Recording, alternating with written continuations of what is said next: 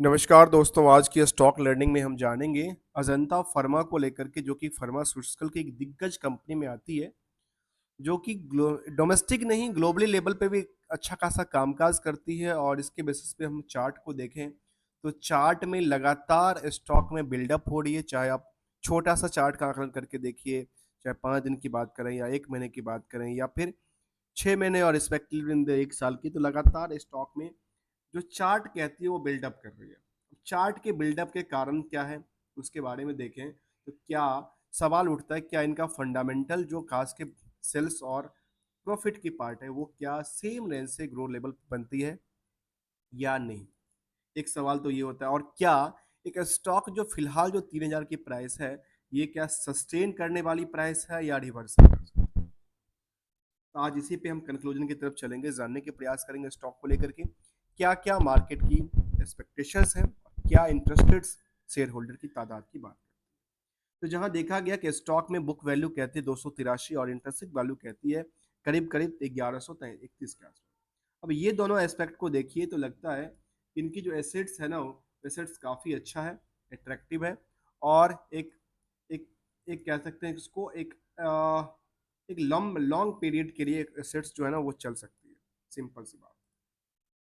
अब आते हैं एक स्टॉक को लेकर के, जिसका स्टॉक को देख के अंदाजा लगाते हैं कि स्टॉक में आखिर क्या है। किस चीज को लेकर के, स्टॉक की पी को लेकर के। जो स्टॉक का पी छोटा होना चाहिए, डेट्स कम होना चाहिए, दो इंडिकेटर की बात करते हैं नॉर्मली। उसके बाद ढेर सारा मार्केट है, उनकी बिजनेस मॉडल डेवलप होना चाहिए, सेल्स हमेशा ग्रो होना चाहिए। इसके बाद प्रॉफिट मार्जिन भी अच्छी होनी चाहिए, ऑपरेटिंग प्रॉफिट मार्जिन भी अच्छी होनी चाहिए। तो ये सारे के सारे एस्पेक्ट को देखा जाए या फिर पहले एस्पेक्ट को देखते हैं तो कहते हैं स्टॉक का पी क्या कहता है। स्टॉक का पी के बारे में वो कहता हूँ कि ये वो भीड़ है। इस भीड़ के आकलन कहाँ से करते हैं पता है? ईपीएस से करते हैं। आखिर अर्निंग क्या करती है, अर्निंग कितनी हो रही है, अर्निंग के बेसिस पे ही यहाँ पे भीड़ आती है। क्योंकि नंबर ऑफ शेयर क्या है, लिमिटेड है। और जब लिमिटेड है तो जब भीड़ आएगी तो उसी लिमिटेड में से एक खरीदेगा एक बेचेगा, तो फिर मार्केट में क्या होगी, डिमांड सप्लाई के हिसाब से स्टॉक की प्राइस बढ़ेगी। तो यहाँ पे हम देख सकते हैं ईपीएस के बारे में कहती है जो 2 रुपए का फेस वैल्यू और अर्निंग करता है कितने का, 68 रुपए का अर्निंग करता है। जब 68 रुपए का अर्निंग करके देता है तो कई गुना हो गया। अब जब कई गुना है तो फिर भीड़ भी उसी हिसाब से बढ़ेगी ना, तो फिर मार्केट में बाकी कंपनियों के कंपेरेटिव यहाँ पे भीड़ थोड़ा सा ज्यादा है, जिसकी वजह से स्टॉक की प्राइस 3,000 के आसपास की निकल के आती है। अब एक आकलन करके देखें तो इसको यहाँ से, और वो आकलन क्या कहती है, इंडस्ट्रियल की पी यहाँ कहती है कि कितना 27, अर्थात इसके हिसाब से कहते हैं कि ओवर वेटेज है। ओवर वेटेज है, ओवर वेटेज का क्या कारण है, क्योंकि यहाँ पे जो अर्निंग पर शेयर है वो काफी अच्छे अट्रैक्टिव देखने को मिला। और इतना ही नहीं, जो डेट्स टू इक्विटी की बात करते हैं, जो कि सेकंड कहती है इंडिकेटर, जो कि काफी कम, मतलब इसको कह सकते हैं ऑलमोस्ट डेट्स फ्री है। इस कंपनी को ऑलमोस्ट डेट्स फ्री है। इसके बाद कंपनी के बारे में कहती है कि आरओसी की डेटा कहती है 31% का, आरओई की बात करें 23% का। डिविडेंड का ट्रैक रिकॉर्ड भी 1.21% का। यदि किसी ने डिविडेंड भी लिया हुआ है, डिविडेंड का भी बेनिफिट मिलता है, तो उसका हम एक आकलन करेंगे तो आखिर 1 साल में जिसके साथ साथ डिविडेंड के इनकम के साथ भी कितना ग्रो लेवल पे बनी है, परसेंटेज ऑफ ग्रो की बात करें। जहां पे कंपनी में एक चीज को डिमेरिट देखने को मिला, जहां पे कंपनी के प्रमोटर्स ने इसको क्या किया है, प्लेस कर रखा है, जहां पे 66% की होल्डिंग में 11-12% के आसपास की होल्डिंग को प्लेस कर रखा है। और करंट रेशियो की बात करें तो 2.68 के आसपास निकल के आती है, और नंबर ऑफ शेयर की बात करती है 12.5 करोड़ का। अब यहाँ पे एक सवाल बनता है, कई बार मैंने हमेशा अपने हर एक स्टडी में कहता हूँ, यहाँ सवाल पता है, हर एक एस्पेक्ट पे सवाल बनता है कि, और सवाल क्या बनता है, क्या यहाँ पे कुछ कुछ लिमिटेड लोग हैं या कुछ मार्केट में स्प्लिटेड है। वो यहाँ पे क्योंकि लिमिटेड लोग रहेंगे तो फिर क्या होगा, यहाँ पे मार्केट में डिमांड उन्हीं की बढ़ाएंगे, वही उसको बेचेंगे, वही सप्लाई बढ़ाएंगे, उनके प्रॉफिट किसके पास होगा, अल्टीमेटली कुछ यूनिक के पास होगा। तो जानेंगे इसको लेकर के। जहाँ पे करंट रेशियो के बारे में देखें तो करंट रेशियो और क्या करता है, इनको हिटेड कर रखा है किसको, ईपीएस को, जिसकी ईपीएस में आपको पता है ना करंट रेशियो में वो पार्ट होता है जो कि क्रेडिट सेल्स की बात करती नजर आती है। तो हम जानेंगे। उम्मीद करते हैं अभी तक आपने चैनल को सब्सक्राइब, वीडियो को लाइक किया होगा, नहीं किया है तो कर लीजिए, क्योंकि हम कंप्लीट लर्निंग की बात करेंगे विदाउट किसी रिकमेंडेशन को लेकर के। साथ में चार्ट ग्राफ भी लेकिन आखिर उनका जो ग्रो लेवल है वो किस रेशियो से बढ़ती नजर आती है। चाहे जिस हिसाब से हम चार्ट लेवल को देख रहे थे, तो पिछले 1 साल में या 2 साल में या कुछ 5 साल में लगातार जो चार्ट बढ़ी थी, इसी रेशियो से आप देखेंगे तो ग्राफ भी इनका सेम रेशियो से बढ़ेगा। यदि हम ग्राफ को भी इनकी नेटवर्थ की ग्राफ की या फिर इनकी रिवेन्यू को ग्राफ को आकलन करके देखें तो सेम ग्राफ बेसिस पे इनका बढ़ता नजर आता है। चलिए अगले पड़ाव पे जानते हैं इसके पीयर्स को लेकर के। पीयर्स के बारे में बड़ी बड़ी कंपनियां हैं, टोरेंट फर्मा है, अजंता है, ग्लेंड्स फर्मा है। इन सब में देखा गया यहाँ पे मार्केट कैप के बेसिस पे कंपेयर किया गया और यहाँ पे हम एनएससी पे हमें में एक अच्छा फीचर मिलता है जो कि हम इस एक एक एस्पेक्ट को कंपेयर कर सकते हैं, चाहे उनको मार्केट कैप को लेकर देखा जाए या फिर उनको रिवेन्यू मॉडल पे देखा जाए या फिर उसको स्टॉक की प्राइस करेंटली मूवमेंट के हिसाब से देखा जाए। आते हैं क्वार्टरली रिजल्ट की तरफ। और क्वार्टरली रिजल्ट में देखा गया कंपनी को लेकर के जो जून तक का जो डेटा आया, उस जून तक के डेटा में कंपनी ने कहा कि वाई वाई में हमने लगातार क्या किया है, बिल्डअप किया है। इतना ही नहीं, उन्होंने कहा कि क्यू और क्यू के हिसाब से भी हमने बिल्डअप किया है, दोनों एस्पेक्ट से हमने बिल्डअप किया है। इसके बाद कंपनी कहती है कि ऑपरेटिंग प्रॉफिट मार्जिन का क्या हुआ। ऑपरेटिंग प्रॉफिट मार्जिन के बारे में कंपनी कहती है कि हमने यहाँ पे डेवलप किया है, चाहे आप पिछली क्यू और क्यू के देख लें या फिर वाई वाई को आकलन करके देख लें, तो यहाँ पे तक क्या कहती है, मैनेजमेंट ने अच्छा काम किया है। प्रॉफिट के बारे में कहती है जो लगातार यहाँ पे हमने प्रॉफिट में लगातार बिल्डअप किया है, जो कि हमने क्वार्टर के हिसाब से हमें अवार्ड मिलता नजर आता है। जहाँ पे कह सकते हैं quarterly award, top of the award मिला है कैश को लेकर के 246 crore is the top of the quarter in the whole last 3 to 4 year. अगले पड़ाव में देखें ईयरली बेसिस में, तो ईयरली बेसिस में कंपनी कहती है जो हमने सेल्स को लेकर के तो लगातार हमने बिल्डअप किया, चाहे हमारी सेल्स की बात करें वाई वाई में या फिर हमने लास्ट 12 महीने के डेटा को आकलन कर लें, तब भी हम दोनों तरफ से क्या करते हैं, अपने आप को बूस्ट करते नजर आते हैं। हमारी सेल्स में कोई कमी नजर नहीं आती, किसी भी टाइम फ्रेम में हमारी ना लगातार बिल्डअप हो रही है। जब इतने सारे चीज हो रहे हैं तो फिर इफेक्ट क्या कर रहा है पता है, इफेक्ट इसको लेकर के क्या कर रहा है, कुछ भी देखने को नजर नहीं आती, केवल और केवल ये देखने को मिलती है जब प्रॉफिट के पार्ट में कंपनी को अवार्ड मिलता नजर आ सकता है, क्योंकि 854 करोड़ तक का इनका प्रॉफिट बना है। मतलब लगातार यदि उनकी स्टॉक की प्राइस बढ़ रही है तो ऐसा नहीं जो उनका फंडामेंटल्स स्ट्रांग नहीं है, फंडामेंटल स्ट्रांग लगातार बिल्डअप कर रही है, जिसकी वजह से जो प्राइस है स्टॉक में डिमांड बढ़ती है, उसकी वजह से क्या हो रही है, डिमांड बढ़ती नजर आती है। अगले कदम में देखा जाए इसको लेकर के जो चार हिस्टोरिकल डेटा कहती है इसको लेकर के, जहाँ पे सेल्स की बात करती है कि सेल्स लगातार इसका क्या हुआ, सेल्स में कहते हैं कि बिल्डअप हुआ है, प्रॉफिट ग्रोथ भी लगातार बढ़ी है, स्टॉक प्राइस सीजीआर में थोड़ी सी हल्की, वो उतना बड़ी तो उछाल नहीं दी, लेकिन एज वन द एक कंपेटिव धीरे धीरे चलने वाली सस्टेन करने वाली चीजें में ग्रो लेवल बनी है। रिटर्न ऑन इक्विटी भी नियरली करीब 20% से ज्यादा का ही अपर मोमेंटल देखने को मिला है। अब यहाँ पे मैं एक बात हमेशा कहता हूँ, जो ईपीएस है वो ईपीएस में क्या कहती है, जो कि प्रॉफिट डिवाइडेड बाय क्या होता है, नंबर ऑफ शेयर, जो कि क्या है, दिखावा है। अब जो दिखावा है उसको समझने के लिए हमें जानना पड़ेगा बैलेंस शीट को हर एस्पेक्ट को लेकर के, जो से क्या करता है, इसको इम्पैक्ट डालता है। चलिए बैलेंस शीट को लेकर के, बैलेंस शीट में हम कुछ एस्पेक्ट तो देखते हैं, जहाँ पे क्या देखने वाले हैं, बैलेंस के पार्ट को लेकर देखने वाले हैं। इस कंपनी ने पहले कहा कि ऑलमोस्ट डेट्स पड़ी तो करीब 35 करोड़ के आसपास था, उन्होंने अपनी डेट्स बढ़ाई नहीं, उनके पास जो कैपिटल था उसी से उन्होंने यूज करना किया, और यहाँ पे बोरोइंग्स नहीं है तो उनका क्या हुआ, उनकी इंटरेस्ट पार्ट की बर्डन नहीं बनी। इसके बाद कंपनी कहती है कि इन्वेस्टमेंट पार्ट को लेकर के इनका फिक्स एसेट्स में क्या हुआ, लगातार बिल्डअप हो रही, कहती नहीं लगातार जो बिल्डअप तो हो रही थी, लेकिन यहाँ पे उन्होंने थोड़ा सा फिक्स एसेट्स में गिरावट देखने को मिला। ऐसे ही इनको इन्वेस्टमेंट पार्ट में देखने को थोड़ा सा गिरावट देखने को मिला, तो कुछ एस्पेक्ट को गिरावट देखने को मिला। और अदर एसेट्स के बारे में कंपनी कहती है कि इनका जो टोटल लाइबिलिटी मार्केट में लेने वाले पैसे हैं ना, खासकर उधार पैसे की बात करो, उधार पैसे में काफ़ी इंक्लूड कर रहा है। जिस हिसाब से उन्होंने बिजनेस को डेवलप किया सेल्स को लेकर के, उसी रेशियो से उनका क्या हुआ, 1247 करोड़ का क्या रहा है, मार्केट में पैसा भी फंसा हुआ है।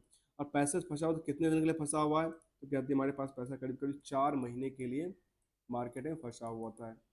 4 महीने का क्रेडिट होगा, और 4 महीने क्रेडिट में हम इसको आकलन करें परसेंटेज ऑफ ग्रो को और रिस्क फैक्टर को, तो क्या कहती है, तो कहती है 1247 करोड़ के, मैं 1250 करोड़ मान लेता हूँ, तो टोटल 4200 करोड़ के ऊपर देखा जाए तो कितना, 1250 करोड़ के आसपास की, उसमें क्या निकल के आती है, तो देखिए मैं निकालता हूँ इसको, 1250 करोड़ और 4200 करोड़ के आसपास की जो तादाद है ना, और किसको लेकर के, इनकी परसेंटेज को लेकर के, नेट ऑपरेटिंग प्रॉफिट को लेकर के, तो कहती है करीब 29% के आसपास क्या निकल के आती है, नियरली 29-30% के आसपास निकल के आती है इसको लेकर के। ऑपरेटिंग प्रॉफिट को लेकर के क्या रिटर्न्स पड़ा हुआ है, और जो यहाँ पे पड़ा हुआ है पैसा वो नियरली कितना पड़ा हुआ है, 4200 का कितना पड़ा हुआ है, 4000 ही मान लीजिए, 4000 में कितना पड़ा हुआ है, कल 800 करोड़ ही रुपया इनके पास प्रॉफिट बुक होता है। अर्थात यहाँ पे परसेंटेज ऑफ मार्जिन को देखें तो 4200 और 800 बटा डिवाइडेड 12 करके देखिए तो क्या निकल के आती है, कुछ आकलन करके देखें तो 800, ये आकलन देखा तो केवल लगभग 20% के आसपास की क्या निकल के आती है, नियरली 20% के आसपास की यहाँ पे निकल के आती है खास के लेकर के प्रॉफिट मार्जिन। इसके बारे में और क्या कहती है तो जो 30% के आसपास वहाँ था, यहाँ पे क्या हुआ, यहाँ पे एक थोड़ा सा डिमेरिट ये देखने को रिस्क फैक्टर के हिसाब से, जो कि रिस्क फैक्टर में थोड़ा सा यदि डागम डोल होता है या बैडेट्स होती है 10% 5%, तो यहाँ पे थोड़ा सा एक को इम्पैक्ट डालेगा, लेकिन इम्पैक्ट तो डालेगा ही डालेगा, क्योंकि इनका जो प्रॉफिट की पार्ट है वो प्रॉफिट के पार्ट से कई गुना के हिसाब से देखा जाए तो 800 करोड़ में 4200 करोड़ काफी ज्यादा। 800 करोड़ में कितना करोड़ का, दोबारा देखिए, 800 करोड़ से कितना करोड़ का, करीब 1200 करोड़ के आसपास का देखने को मिला है। तो मतलब तीसरा जो देखा जाए तो करीब करीब 1.5 गुना के हिसाब से इनके रिस्क फैक्टर बनी है। चलिए अगले अगले पड़ाव में देखेंगे इसको लेकर के, इस रिजल्ट को लेकर के देखें तो देखने को ये मिलती है जिस हिसाब से इन्होंने बिल्डअप किया था नेटवर्थ को लेकर के या फिर इनकी रिवेन्यू मॉडल को लेकर के, इस हिसाब से इनका सेल्स लगातार क्या हुआ, बिल्डअप हुआ। तो जो सेल्स का परसेंटेज यहाँ पे ग्रो था उस हिसाब से थोड़ा परसेंटेज यहाँ पे कम हो जाती है। चाहे स्टैंडअलोन डेटा की बात करें या कंसोलिडेटेड डेटा की बात करें, दोनों में क्या नजर आती है, जो परसेंटेज ऑफ ग्रोथ परसेंटेज थी मार्जिन को लेकर के या फिर ऑपरेटिंग प्रॉफिट को लेकर के या नेट प्रॉफिट लो करके, वहाँ पे इस रेशियो से थोड़ा सा यहाँ पे कम आकलन निकल के आता है। अब आते हैं इसको लेकर के आकलन में क्या करना पता है, आकलन में ये देखना जरूरी है जो क्या शेयर होल्डिंग पैटर्न को लेकर के जैसा इम्पैक्ट, या फिर यहाँ पे किस चीज़ को लेकर के, यहाँ पे शेयर होल्डिंग पैटर्न को लेकर के खास इम्पैक्ट की बात करेंगे। चलिए जानते हैं यहाँ पे कुछ सीक्रेट लोग हैं या फिर बड़े बड़े तादाद भरी हुई है। तो यहाँ पे ऑनरशिप के डेटा में जाते हैं और देखते हैं तो यह कहती है कि यहाँ पे जुलाई तक का जो डेटा है उसमें 66% की होल्डिंग प्रमोटर्स और 33% की, तो 34% की होल्डिंग क्या कहता है, ये आम पब्लिक कहता है। आपस में तालमेल के बेसिस में आपस की तालमेल को हम नज़र डालते हैं और समझते हैं इसको लेकर के। यहाँ पे कुछ बल्क ट्रेड भी हुआ था। बल्क ट्रेड कब हुआ था वो कहती हैं कि यहाँ पे 22 दिसंबर 24 में, जनवरी के बाद कोई ऐसा दूसरा के ब्लॉक डील की बात देखने को नज़र नहीं आई। तो चलिए यहाँ पे देखें, प्रमोटर्स के पास जो होल्डिंग थी 66% के आसपास, और लगातार यहाँ पे एफ आई की पोजीशन सेम एज द रही है, उसमें कोई फेरबदल नहीं हुआ। मतलब यहाँ पे पोटेंशियल तो लगातार बनी है ना। जबकि यहाँ पे देखा जाए, खास के मैं एक बात कर रहा हूँ, जहाँ पे जिस भी कंपनी में खास के इंडियन की कोई डीआई है, तो ये माना जाता है जो कंपनी फ्यूचर ग्रोथ के लिए कामयाब हो सकती है, क्योंकि ये जो डीआई है वो डीआई का जो पैसा होता है ना वो भी प्लान करके चलते हैं, हमें 10 साल, हमें 15 साल, हमें 20 साल में इतना रिटर्न बनना है, क्योंकि उनको जो पैसा है किससे है, उनकी पैसा भी सेफ होना चाहिए, सिक्योर होना चाहिए। और इतना ही नहीं, वो भी पैसा लेते हैं मार्केट से, जैसे इंश्योरेंस को लेकर के हो या फिर म्यूचुअल फंड को लेकर के हो या एसआईपी को लेकर के, जो कि मार्केट से कलेक्ट करती है और स्टॉक मार्केट में डील करती है। इस कंपनी में एक चीज़ और देखा जाए, जहाँ पे हम प्रमोटर डीआई की बात करें तो डीआई में देखा गया कि यूटीआई फ्लैगशिप फंड है मिराज। यूटीआई के अलावा इसमें देखने को मिला कि निप्पॉन्स लाइफ है, निप्पॉन लाइफ के बाद टाटा आईआईजीज हैं, बड़ी बड़ी हैं, कोटक स्मॉल फैब है, और H D F C large cap है। मतलब जो भी हैं ये बड़े बड़े इन्वेस्टर्स यहाँ पे अपनी पोजीशन लेके चलते हैं। पब्लिक की तादाद में 7-8% की तादाद में कोई भी ऐसा देखने को नजर नहीं आई जो कि एक बिग बुल जिन्होंने 1% से ज़्यादा की पोजीशन होल्ड किया हो। इसकी एक्चुअली पता चलेगा ये हमारे पास एनएससी के बेटा वर्जन से, और वो ये आकलन करके देता है कि यहाँ पे जो रिटेलर की तादाद है ना वो नियरली कहती है कि 6%, 6.5% के आसपास की किसकी तादाद है, एक आम रिटेलर की तादाद देखने को बनी है स्टॉक को लेकर। चलिए अब एस्पेक्ट को लेकर हैं, जहाँ पे हम कुछ और एस्पेक्ट को लेकर चलते हैं, जिसका नाम है, हम कुछ सेंटिमेंटल की तरफ देखें तो सेंटिमेंटल के बारे में कहती है कि 52 वीक की हाई पे कामकाज करा था कंपनी ने आज से। और जबकि इस स्टॉक में देखने को मिला कि इन्वेस्टर कॉन्फ्रेंस की बात किया था हाई वैल्यू पे, लगातार पता है लगातार स्टॉक ने क्या किया है, लगातार हाई वैल्यू को उन्होंने ब्रेकआउट करती नजर आई है, ब्रेक करती है, अपनी हिस्टोरिकल डेटा को ही तोड़ती नजर आती है। और इसकी कुछ और इन्फॉर्मेशन की तरफ देखें, कॉर्पोरेट एक्शन में कंपनी की तरफ देखें तो कंपनी नियरली उन्होंने बायबैक को ले को किया था, कब किया था, अप्रैल मई में उन्होंने बायबैक भी किया था, बायबैक और शेयर लिया था कंपनी ने, उससे कुछ मार्केट में लगातार इसके और लगातार पता है क्या, लगातार यहाँ पे बिल्डअप होती नजर आई। अब एक आकलन करेंगे किसको लेकर के, होल्डिंग पैटर्न को लेकर के, क्या जो यहाँ पे परसेंटेज ऑफ ग्रो दिखती है वो परसेंटेज ऑफ ग्रो केबल और केबल इस स्टॉक को लेकर के है या फिर सेम सेक्टर की अलग कंपनियों का भी पीएस में निकल के आती है। तो यहाँ पे देखा गया कि बीएसई हेल्थ केयर में जो इंडेक्सेशन है उसके हिसाब से देखें और कंपेयर करके देखें तो यहाँ भी इसके हिसाब से और इसके हिसाब से तो नियरली 10 सालों में 636% का जंप हो रखा है।